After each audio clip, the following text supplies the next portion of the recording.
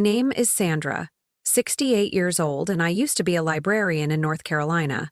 After my husband passed away, I sold the house we had lived in for over 30 years to move in with my only son, Ethan, and his wife, Brittany.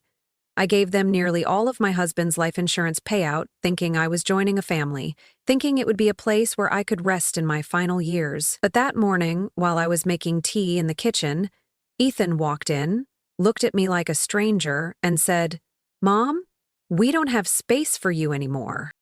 I smiled, nodded, and walked away.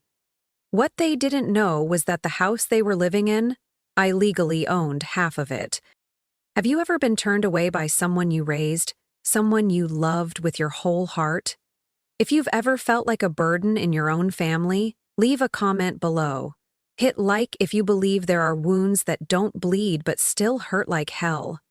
Subscribe to this channel to hear the rest of my story. Not about how I was kicked out, but how I made them lose everything, without ever raising my voice. After my husband died, the little house we'd lived in for nearly 3 decades suddenly felt too big, too quiet. Every time I passed the armchair where he used to read, my chest tightened. Sometimes I'd stop in front of the dinner table, still set for 2 out of habit, but the second person was no longer there. At first, Ethan called often. "Mom, are you eating well? Sleeping okay?" I didn't tell him about the sleepless nights, listening to the wind whistling past the windows, or how I left the lights on all night because the silence scared me. I just told him, "I'm fine." Then one day, Ethan called with excitement in his voice. "Mom, we're thinking of buying a house, but the bank only approved 80%. Brittany's really upset because we really love this place." I felt a lump in my throat and simply asked, "How much more do you need?" Ethan went quiet for a moment, then spoke softly. "About 230,000, Mom." I didn't hesitate. The house I was living in was worth close to 300,000, paid off, no debt. I nodded. "I'll sell the house. Your dad is gone, and I can live anywhere. My child's future is what matters." I remember clearly the day I signed the wire transfer. The bank printed several documents, assets, savings accounts, and then that final line, transferring the full balance of $230,000 from Sandra Whitmore to Brittany and Ethan Carson. Brittany hugged me, tears in her eyes. "I promise you'll always have a home with us, your family. We'll never forget what you did." Ethan kissed my forehead like he used to as a boy. "You just rest, Mom. We'll handle everything else." 3 weeks later, I moved into their new house. A 2-story home with 4 bedrooms, white paint, gray roof tiles, a perfectly trimmed lawn. Just like the real estate ads. But my place was on the first floor, what they called the guest suite. It was small, windowless, had no closet. The bed was a narrow twin pushed against the wall. The bathroom was shared with the laundry area. I didn't complain. I told myself all I needed was a small corner to hear voices in the morning again. At first, Ethan still made coffee for me, asked me now and then how I was doing. Brittany taught me how to use the thermostat, though every time I asked again, she sighed loudly or gave me a look. During the first week, I was invited to dinner with them. We set the table for 3, made small talk. Then dinners became 2. Then they became, "We're eating out with friends, Mom." I started cooking for myself, eating alone, washing my own dishes. The kitchen felt cold, like a restaurant after closing time. One day I suggested, maybe I could install a little shelf in the laundry room for folding towels. Ethan frowned. "Mom, could you try not to take up shared space too much?" I nodded. No one remembered their promises anymore. Then came the fridge. One morning, I saw a keypad lock had been installed on the top fridge door. Brittany said casually, "It's for portion control. I'm on a meal plan. Thanks for understanding, Mom." I didn't argue. Every night, in that little room, I pulled out the photo of me and James from my suitcase and placed it on the nightstand. I whispered to it, "James, You probably never imagined it would end up like this. But I didn't cry. I cleaned the floors, I washed towels, I folded their laundry like an unpaid maid. I still smiled when Brittany mentioned turning the living room into a nursery. I thought to myself, maybe I should quietly step back. But Ethan had once made me a promise. He had.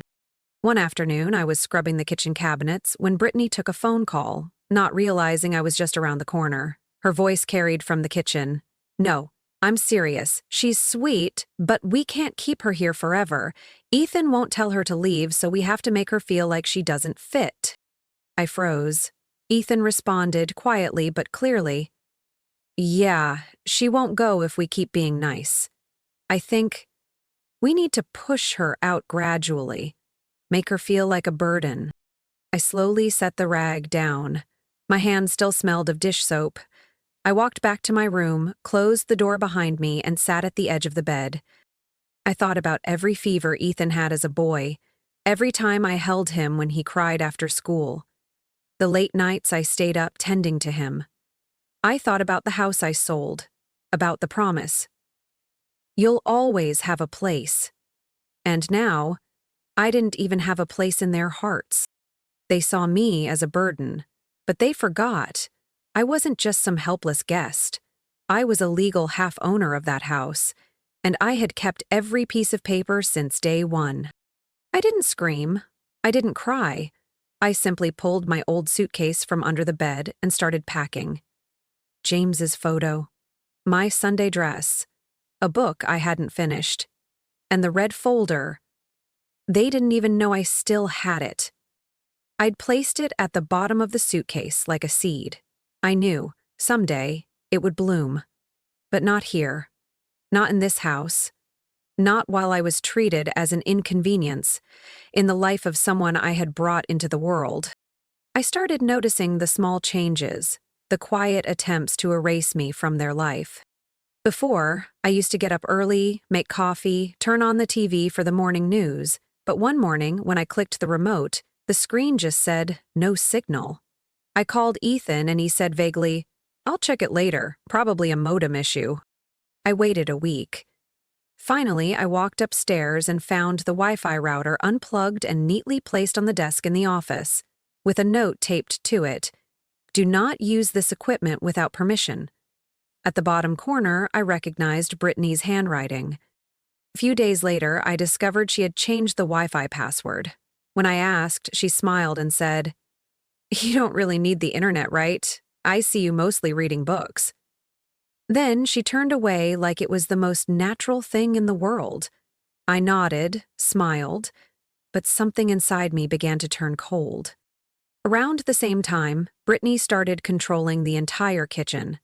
The fridge had an electronic lock for pregnancy health reasons, she said. The pantry was labeled in sections. Brittany's snacks, Ethan's cereals, supplements. I quietly organized my groceries into a plastic container and slid it under the sink.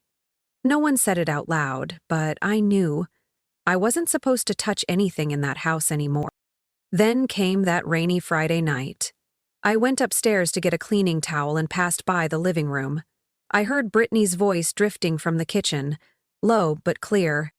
"I'm exhausted, Ethan. I'm pregnant and I have to live with your mom. I can't stand always feeling like someone's lurking in our home.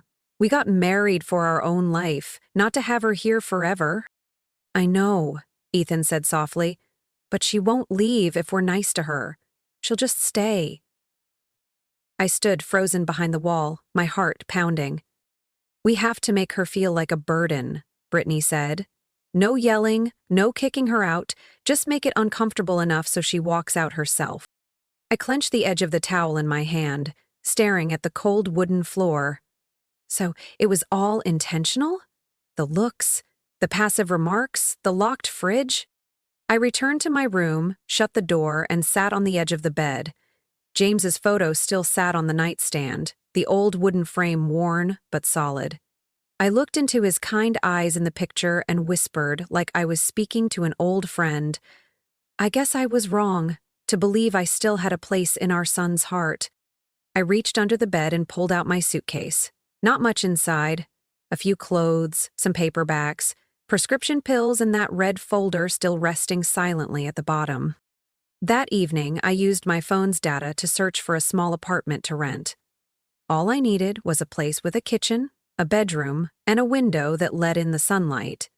I reserved a spot on the outskirts of the city, paid for 3 nights in advance with cash, not because I was leaving right away, but because something deep inside told me it was time to be ready. In the days that followed, I tried to make myself as invisible as possible. Every morning, I still mopped the floors, folded towels, took out the trash. I cleaned the living room thoroughly after they went to bed, not leaving a single speck of dust. But Brittany started deliberately ignoring me. Once, she walked right past as I knelt down wiping the table legs, and didn't say a word. One morning, I made peanut butter toast for Ethan, just like I used to when he was in college, and placed it on the table next to a glass of orange juice. He came into the kitchen, glanced at the plate, and asked, "Did you make this, Mom?" I nodded. He frowned, said nothing, then scraped the toast into the trash. "Brittany's allergic to peanuts. You should know that." I bit my lip, still holding the knife smeared with butter. No one had ever told me that, but it seemed they were starting to rewrite reality just to erase me from it. I didn't cry. I just slowly withdrew my trembling hand and began washing each utensil and glass like I was preparing them for someone else to take my place. That night, I reorganized the legal documents in the red file folder. A copy of the house deed, the bank transfer receipt from my account to Ethan's, the confirmation email from the bank verifying joint ownership, and at the very end, a handwritten letter from James, penned before he passed, reminding me to always protect what's yours. I sat at the table, the soft yellow light falling across my hair, then gently folded the letter and placed it on top. They thought I was old, weak, and easy to push aside. What they didn't know was that I'm not a woman who just gives and waits. I'm someone who's risen from loss, rebuilt a life from nothing, raised a child into a man. And if they chose to erase me through silence, I would leave with clarity. But I wouldn't leave gratitude behind. I would leave a lesson, and one day they would understand. The mother they deemed a burden was the very one who had kept everything from falling apart too soon. I left that house on a Monday afternoon, just as the twilight sun cast long shadows across the front patio. No one was home. Ethan had texted me a few minutes earlier. "Mom, I'll be late today. Brittany's got a prenatal appointment." I didn't reply. I didn't need a goodbye or a fake display of regret. I packed neatly into my old suitcase. A few clothes, a framed photo of James, a couple of half-read books, my prescription medications, and lastly, the red file folder wrapped in a sealed plastic sleeve. I smoothed its edges and tucked it into the bottom of the suitcase like someone hiding a map to the safest place on Earth. I placed my room key on the kitchen counter with a short note on a sticky pad. "Mom's out for a few days."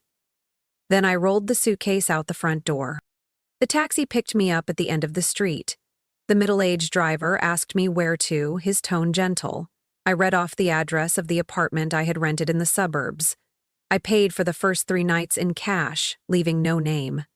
I just needed time to think, observe, and prepare. The apartment was small, on the second floor of an old building. The hallway was a little damp, and the wooden floor creaked under each step. But it was quiet, private, and most importantly, there was no one around to make me feel like a burden. I opened the suitcase, pulled out the red file folder, placed it on the table, and stared at it for a long time. I still wasn't sure what I would do with it, but I knew that at some point, I would need every word and ink mark inside. I started each day with a new routine, woke up, brewed tea, and opened the old laptop, James's laptop from when he was still working as an accountant. I logged into a bank account we hadn't used since his passing. The balance wasn't much, but in the storage section, I found transaction histories, including the full record of the money transfer to Ethan. I saved everything, created a separate folder on the hard drive, and printed out each document. the wire transfer receipt, the house purchase contract with both our signatures, the confirmation email from the bank titled, "Thank you for trusting Carson and Whitmore Holdings." I printed them all and arranged them in chronological order. Then I called Mr. Parker, the lawyer who had handled James's estate and will after he passed. Though retired, he remembered me.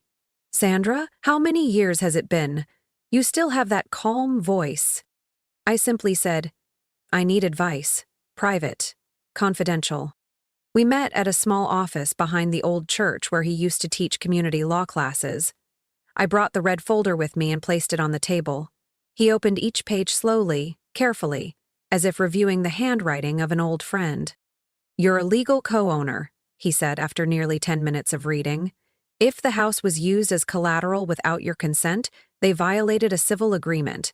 And if you choose to, you could block them from refinancing, or even sue if fraud is involved." I didn't respond. I only asked, "Do I have the right to refuse if the bank asks me to co-sign the debt?" He nodded. "Of course. Or you could let them face the consequences." I left Mr. Parker's office with a strange sense of clarity. It wasn't anger or revenge.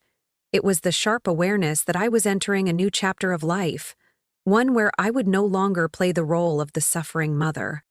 I rented a secure safety deposit box at the bank where I placed all the original documents and printed copies. I also bought a burner phone to use for private communication if things escalated. At night, I studied how to file bankruptcy forms, read about housing laws and joint property rights. James used to tell me, "You're not weak, you just have a soft heart." But this time, I knew I couldn't be soft anymore. Each evening, I reopened the red folder, checking each page, reorganizing everything more tightly. I numbered them, labeled them clearly: transfers, contracts, confirmation emails, handwritten letters. I even wrote brief notes on the back of each one in case someone else needed them someday. At the very bottom, I kept one handwritten note from James, just a few lines. "If you're reading this, you must be facing something unfair. Remember, you are not just a wife, not just a mother. You're the one with power if you choose to hold it." I held that note in my hands for a long time. No tears, no tremble, just an odd sense of peace. I knew what was coming might not be easy, but I also knew this time I wasn't walking away empty-handed. I carried the truth, the papers, and something Ethan and Brittany had long since lost: conscience. I closed the folder, tucked it into a black leather bag, and stored it in the drawer under my bed. Then I brewed tea, opened the window to catch the night breeze, and sat quietly, listening to the faint traffic below. I was ready. Not to go back to being a mother in that house, but to become the one person they could no longer push aside. As I poured hot water into the teapot, the phone rang. Unknown number. I almost didn't answer, but something in the voice on the other end made me listen, until the very last word. "Hello, Mrs. Whitmore, this is Jackson from Shoreline First Bank. You are listed as a co-owner of the property at 54 Stone Pine Circle, alongside Mr. Ethan Carson. I'm calling to inform you of an issue." I gripped the phone tighter, my other hand resting lightly on the kettle's handle. "What issue, Mr. Jackson?" He spoke slowly, as if afraid I might be shocked. "We issued a loan of $85,000 to Mr. Carson 6 months ago, with the property you co-own as collateral. However, he has failed to make payments since the 3rd month. We've sent 3 warnings with no response." I sat down, my hand still wrapped around the warm ceramic mug. "And now? We're forced to begin foreclosure proceedings. However, since you're listed as a co-owner, we require your signature on the consent form before finalizing the legal process. If you wish, you may repay the debt and retain the property." I smiled faintly. Not the kind of smile that comes from joy, more like a quiet sigh from someone who's grown far too used to loss. "Could you email the documents to me?" "Yes, of course. Would you like me to go over the contents with you again?" "I understand the law, Mr. Jackson." I hung up, opened my laptop, and checked my inbox. All the documents were attached, neatly arranged. One was a debt foreclosure consent form, another was a waiver of liability for the unpaid loan. And finally, there was a form they wanted me to fill out, sign, and return within 5 days. I stared for a long time at the line that read, "Total outstanding debt, $85,000. Then scrolled down to the section that said, "Co-owner options, release co-ownership rights, consent to foreclosure." I picked up a blue pen, the kind James always used for tax forms, and slowly began to write my name. But just before I finished, I paused. I pulled a supplemental addendum form from the drawer, the one Mr. Parker had given me at our last meeting. The paper was plain, just a few short lines. The co-owner agrees to release ownership rights on the condition that all legal notices related to property foreclosure, including any eviction orders, must be clearly posted in full view on the property door at least 48 hours prior to execution. I signed that document, attached it to the file, and emailed everything back.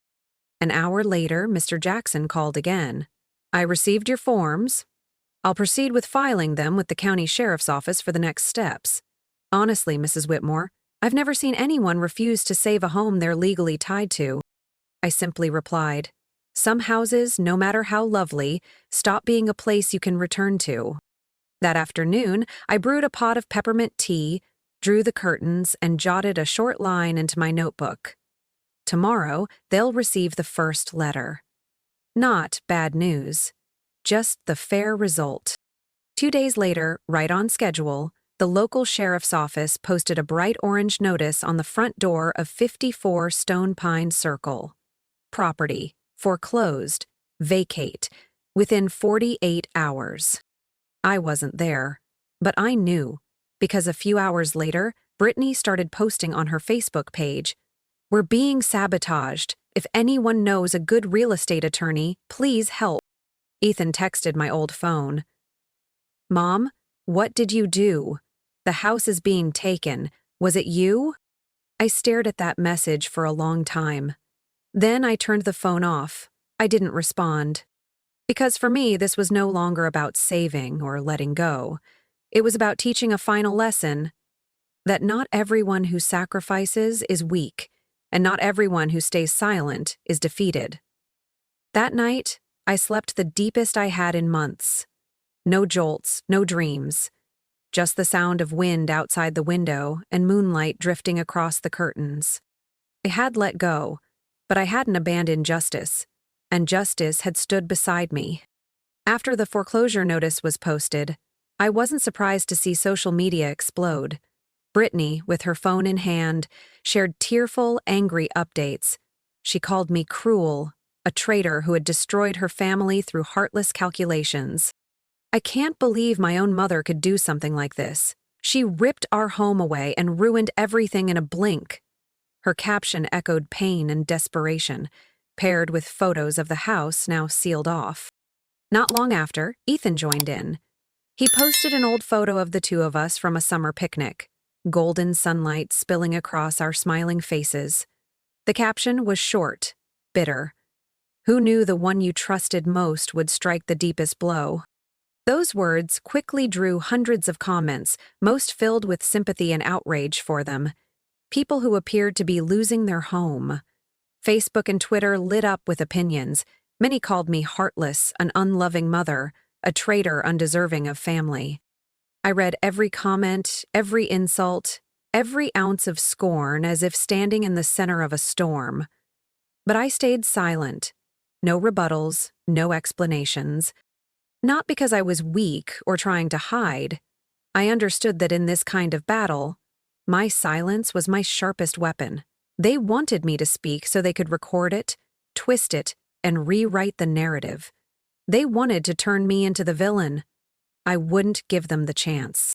Instead of fighting back, I focused on keeping my peace. I had already paid far too much to earn this quiet within.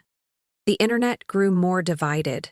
A few old friends and former neighbors messaged me asking if the rumors were true, but after reading the online posts, some of them pulled away, uncertain. I thought about all the times I had cared for Ethan as a child, The fevers, the soccer games, the birthday cakes I made from scratch. All of it seemed invisible now in the cold glow of a phone screen. One afternoon, I walked to the small market near my apartment and ran into my new neighbor. She looked at me kindly and asked, "Sandra, I've seen things online. Is it really that bad?" I gave her a gentle smile. "Every story has more than one side," I said. "I choose to hold on to what's good in mine." In the days that followed, I continued to live quietly. I didn't join the debates, didn't post a single word in response. But in my heart, I knew I had to stay prepared. Sometimes, I wondered if love could be twisted into hatred over a single contract, a loan, or a legal decision, and whether true family values could survive greed, jealousy, and ambition. I didn't have the answer, but I knew I had done what was right for myself, even if that meant becoming the villain in the eyes of those who once called me Mom. I chose to keep walking the path I had claimed, with calm and certainty, even if all around me echoed with bitterness and blame. I was folding a tablecloth when my phone rang. A name appeared on the screen. Unfamiliar, but something about it made me pause. Alyssa Harper. I answered, and a clear, soft voice came through. "Amazandra, this is Alyssa. You probably don't remember me. I was in your life skills class at the community center, almost 20 years ago." I was quiet for a few seconds, then suddenly remembered those bright eyes and the wild red curls. "Alyssa Harper? You're the girl who gave me the embroidered handkerchief with the cat on it?" She chuckled. "Yes, that's me. I'm a journalist now for the Charlotte Weekly community section. Lately, I've seen a few things online about you, and honestly, something feels off." I didn't even breathe deeply. She continued, "I'm not calling for a headline. I just want to ask, would you be willing to tell your side of the story?" I looked out the window, the soft winter light falling on my hand wrapped around the phone. In that moment, I didn't feel like I was speaking to a reporter. I felt like a former student who once believed in kindness was asking her old teacher the one question that truly mattered. "Have you still held on to your sense of justice?" I said yes. Not with noise, not with demands. Just one condition. "You don't need to paint me as a hero or a villain. Just write the truth." 3 days later, I sent Elisa a zipped file. Inside were scanned documents showing a wire transfer of $230,000 from an account in my name to Ethan Carson's. There was the house deed with co-ownership, emails from the bank confirming my legal rights, screenshots of Brittany's messages to me, even photos of her shopping at a luxury boutique just weeks before they sobbed about bankruptcy. I also included a voice recording of a conversation I had overheard of them saying they would make me feel like a burden so I'd back out on my own. I hadn't kept that recording for revenge. I kept it to remind myself that my pain wasn't imagined. After that, I didn't reach out again. I let Elisa do her job. A week later, on a Wednesday morning, I was washing glasses in the kitchen when my phone buzzed. A message from Ellen, the elderly friend from my old knitting circle. "Have you seen today's Charlotte paper? The whole town's talking about you." I opened the news site. Right at the top of the lifestyle section, bold headline, "When a mother is abandoned by the very ones she sacrificed for." I read it slowly, each word pressing gently on my chest. But with each sentence, the weight felt a little lighter. Alyssa didn't write it with drama or blame. She simply told the story as it was. A widowed woman who gave everything she had to help her son build a life, only to be treated like an obstacle in return. She cited evidence, images, audio, financial comparisons, so thoroughly that no one could deny it. No grand conclusions, no condemnation. The story stood strong on its own truth. Beneath the article were thousands of comments, and for the first time in what felt like ages, I wasn't being called a homewrecker or a heartless mother. One person wrote, "My parents cut me off too. I know that pain. But after reading this, not everyone deserves to be called family." Another said, "Please send me this woman's address. I want to send her flowers for speaking up for so many of us who were wronged by our own." I didn't reply to anyone.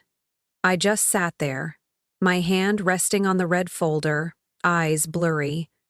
Not from pain, but because, at last, my voice had been heard, without me ever needing to shout.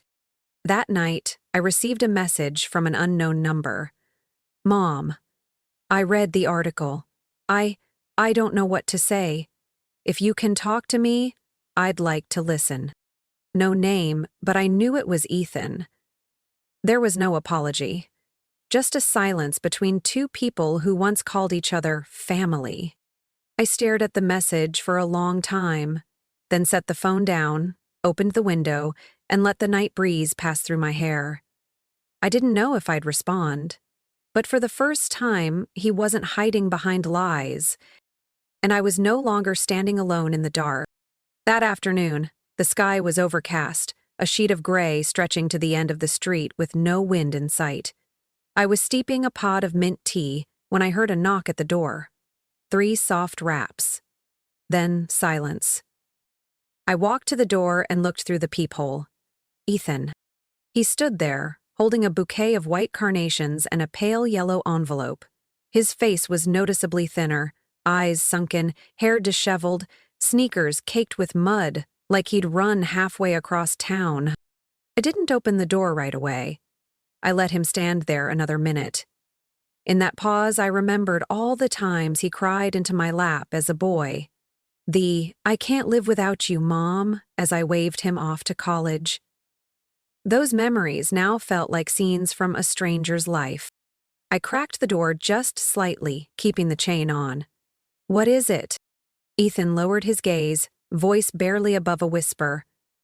"Mom, I just want to talk. Just 5 minutes." I opened the door fully and stepped back. "Come in, but I don't have any tea. Or sugar." He walked in, eyes flickering nervously around the small apartment. I pointed to the wooden chair near the window. "Sit." I grabbed my phone, placed it quietly on the bookshelf facing the table, opened the camera, started recording, not to expose him, but because I no longer trusted anyone's words, not even the ones that once called me Mom with so much love. Ethan set the flowers down, pulled the envelope out. "Mom, I know I messed up. I know I should have come to you sooner, but things are out of control now. The bank's closing in. Brittany's falling apart. Can you please read this?" I said nothing, just reached for the envelope. It was a double-sided document. The header read, "Temporary Financial Power of Attorney." I skimmed it, then read line by line. With each word, it felt like a slow tightening around my chest. If I signed, Ethan would have the authority to negotiate with the bank in my name, sign liquidation terms, even access joint accounts as needed to resolve the family financial crisis. I set the paper down. "So, you want me to give you full authority over what's left of the assets?" Ethan scratched his head, voice low. "Just temporarily, Mom, to save the house. Without this, the bank won't even let me in the room." I looked straight into his eyes. "You didn't need me when I lived there, but now that I'm gone, suddenly I matter?" He blushed, avoided my gaze. "It's not what you think." I remained still. "Then tell me. What, exactly, am I thinking wrong?" Ethan stayed silent. I saw his hand tighten beneath the table. Finally he sighed. "Mom, I'm not here to fight. I just need you to sign this, help us out of this mess. Because I'm going to be a father. Brittany's pregnant." I nodded.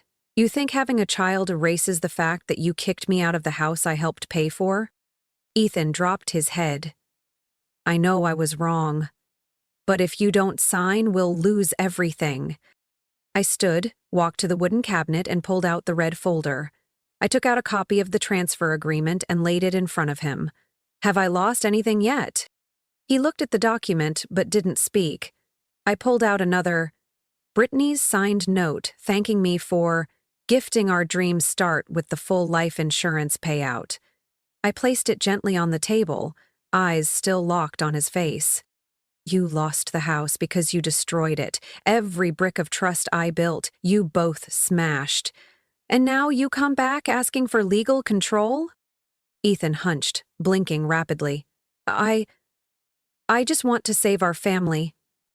I laughed. Not loudly, but enough to make him flinch. Family? Do you know what it feels like to be treated like a stranger in your own home? To hear your own son call you a burden behind closed doors? He opened his mouth, but I raised my hand to stop him. I took down the phone, stopped the recording. Then stepped closer, my gaze firm. You didn't need me, and now I don't need you. Ethan stood, fist clenched around the envelope. I just wanted to pull our family out of this hell, Mom. I didn't back down. You built that hell. Now you live in it. Without another word, I pointed to the door. Take those flowers, too. I don't want anything that smells like pity or manipulation. He stood frozen for a few seconds, then quietly turned away without another word. The door closed behind him, and I could hear the slow footsteps descending the stairs like the rhythm of a relationship that had finally reached its end. I stood there for a long time, then let out a slow breath, as if I had just cleared out the deepest corner of my heart, the place that once held space for a son. Now it was empty, but no longer in pain. That afternoon, a light rain fell. I had just brewed a pot of mint tea and was about to place a book on my lap when a knock came at the door. Not loud, not hurried. 3 knocks, then silence. I walked to the door and looked through the peephole. Brittany. She stood there with tousled hair, a pale gray coat, and a baby wrapped in a pink blanket pressed tightly to her chest.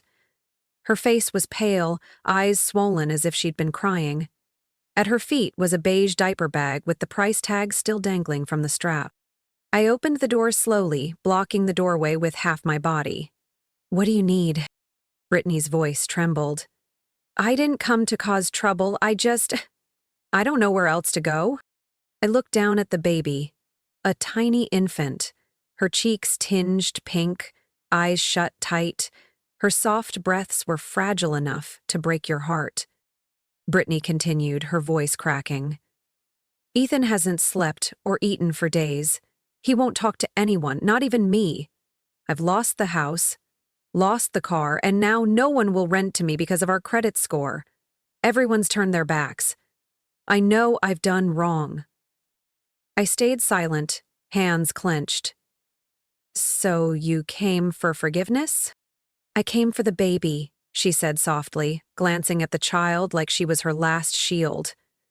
Her name is Emily. You're part of her too. She carries your blood. I looked closer. That child was innocent. I didn't hate her. But I hadn't forgotten who threw me out like an old coat that had outlived its use. I opened the door a little wider. Come in, but only for a few minutes. Brittany stepped inside slowly, holding the baby close, her eyes scanning the room like she was taking mental notes. I noticed the diaper bag was slightly unzipped. A strap revealed something small and black with a round lens. I walked closer, bending down as if picking up a cloth by the table leg. My gaze passed over the bag. Clear as day. A mini camera, loosely attached to the zipper. I stood up, calmly pouring water into 2 glasses. How long do you plan to record? Brittany froze. Record? What? I don't understand. I set the glass down on the table and looked her straight in the eye. You brought a baby, cried at my doorstep, but you're carrying recording equipment. I'm not foolish enough to confuse real tears with staged scenes. Her face went pale, voice stammering. I wasn't going to use it to attack you. It's just, we needed evidence in case you kept slandering us. I stepped closer, my voice low but firm as iron. I don't need to do a thing. You two have already smeared yourselves, and don't you ever use a child as a prop for your moral decay. She clutched Emily tighter, tears falling onto the baby's cheek. But I didn't believe them anymore. No amount of crying could wash away what she and Ethan had done. "Get out of my home," I said, each word sharp and measured, "and don't come back unless you bring a real conscience." She stood, backing toward the door. Just before stepping out, she turned. "She's not to blame. Emily's done nothing wrong." I looked at the baby. Her tiny hands stirred under the blanket, unaware of anything. I nodded. "You're right. She's innocent. But you better learn to raise her with integrity, not scripts." The door closed. I stood there for a long time. The next morning, I went to the county courthouse and filed for a restraining order. I included a photo of the camera in the diaper bag, printed copies of the misleading social media posts, and the video of my recent conversation with Ethan. The clerk didn't ask many questions. She just said softly, "You're the third person this week filing a restraining order against a family member for betrayal of trust." When I left the courthouse with a stamped copy of the approval, I didn't feel triumphant. I just felt like I had finally built the last fence, a boundary between me and the people who had coldly shattered my faith. That evening, I cleaned out my drawer, carefully organized the red folder, and locked it in the bedside safe. Next to it, I placed a fresh copy of the restraining order, newly dated and sealed. I wasn't closing my heart forever, but I had learned to open it only for those who were worthy. Brittany wasn't among them. As for Emily, I could only hope she wouldn't repeat her mother's mistakes. I moved into my new apartment on a softly sunny morning. The salty sea air filled my lungs and felt like it was scrubbing me clean after a long storm. The apartment was on the second floor of a senior community building. White paint, wooden balconies, and stone paths shaded by trees. The living room was small but bright. Warm oak floors, the kitchen tucked neatly on the right, a window facing east, just right for making tea in the morning light. I didn't bring much: one suitcase of clothes, a few books, an old photo frame of James, and that red folder, now sealed and hidden in my bedroom drawer. I didn't need it as armor anymore. I kept it only as a reminder. I had survived a journey no one should have to make. For the first few days, I didn't talk to anyone. I strolled the grounds, visited the small library at the end of the hall with a wooden sign dangling, "Take one, leave one." I picked up an old novel, its title nearly worn off, the corners frayed. It didn't matter. I didn't read to understand others' stories, only to step away from my own for a while. A week later, I signed up for an art class at the community center 2 blocks away. It was taught by Walter, a man in his 70s with a dry voice but perfect comic timing. He remembered my name by the second class, even with nearly 20 people in the room. "Sandra," he said once, "you paint like someone who's held something deep inside for a very long time." I just smiled gently, saying nothing. I didn't need to explain. My brushstrokes had already spoken for me. Most mornings, I walked along the shore. On foggy days, the sea turned gray as ash, but had a strange gentleness. I carried a thin scarf in a small pouch with a journal and fountain pen. I wrote a few lines each day. Not much, just scattered thoughts I didn't want to forget. One quiet weekend afternoon, I received a letter, a thick envelope, return address from a P.O. box in northern Charlotte. I opened it to find 4 uneven lines in handwriting I knew too well. "Mom, I'm not asking for forgiveness. I just want you to know, the baby? Her name is Sandra Grace. She chose that name because we couldn't think of any other more worthy to begin again." I sat still for a long time. Those simple words didn't ask for anything. They didn't justify anything. But they still left a mark on the page, like a hand that once held mine, then let go too soon. I folded the letter, not tossing it in the trash, not leaving it on the table. I placed it in the bottom drawer of my nightstand, the one where I keep things that once hurt but no longer have power over me. That evening, I made a cup of tea, set down a slice of ginger cookie I had baked that morning, then opened my laptop and typed a short email to my attorney. Subject line, Updated will. I asked him to revise everything. Ethan's name was removed. I divided the rest of my estate between 3 places: a free vocational center for women over 60, a local animal rescue organization, and a scholarship fund for orphaned girls in the county I once lived in. I wrote no explanation, left no parting words. Wealth is not redemption. It's not a token of forgiveness. It's what I spent a lifetime building, and I choose to let it live on in the things I believe are right. The next day, I walked to the small bookstore near the marina. The owner, Vivian, a black woman in her 60s with feather-shaped earrings and silver braids tied high, handed me a sea blue leather journal and smiled. For someone about to rewrite her life. I took it and nodded. I'm not rewriting my life. I'm just finally starting to live it right. That night, I set my tea on the window ledge and stood on the balcony, gazing out at the ocean. The waves lapped gently at the shore, and the moonlight shimmered on the water like someone had dusted it with silver. I pulled my shawl tighter around my shoulders, closed my eyes, and inhaled the salty air and the clean, cool breeze. I thought about the son I had lost, not to death, but to greed, to ingratitude, to choices that made him a stranger. But I no longer carried blame. I lost a son, but in the end, I found myself. What would you do if one day the very person you had held, raised, and loved with your whole heart turned around and called you a burden? Would you stay silent and endure it? Or would you rise, like I did, and reclaim the part of your life that still belongs to you? I'm not telling this story to ask for sympathy, nor to teach anyone how to get even. I share it because I know there are others out there like me who gave everything to their families, only to wake up one day and realize they no longer had a place in the very home they built. If you've ever been through something similar or just have something you'd like to share, please leave a comment below.